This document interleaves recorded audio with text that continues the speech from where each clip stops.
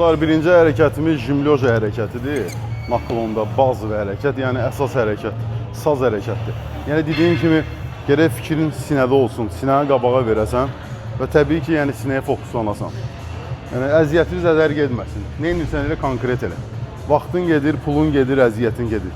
Yəni biri var ki, sən 6 aya nəticə görə bilərsən, amma sən tənbəllik eləyib 1 ilə görürsən, bəlkə heç görmürsən. Dostlar, ikinci hərəkətimiz elə naklonda razvodka. İndi mən 32 kilo yarımla işləyirəm. İndi sən ola bilsin ağır çəkinlə işləyərsən, amma təmiz işləyərsən.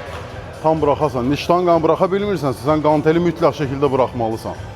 Yəni bir daha söyləyirəm dostlar, çalışın fikriniz əzələdə olsun.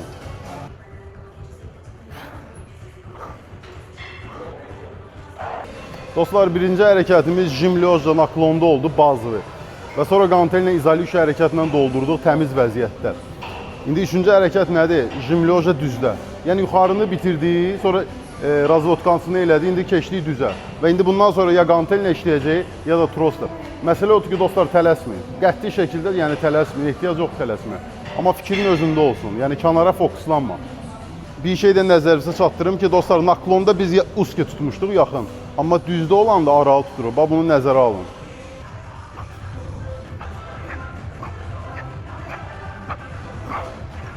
Dostlar, jimlyojan da elədik düzdə, yəni bench pressi. İndi keçirik nəyə? Trosda işləyəcək, amma belə tutmayacaq. Belə. Çalışır, biraz sinənin ortasına verək. Amma ki, dediyim kimi dostlar, yəni fokuslanın da, əzələyə fokuslanın ki, nəticə tez bir zamanda olsun. Dostlar, 5-ci hərəkət hansı olardı? Onu siz rəy bölməsində yaza bilərsiniz.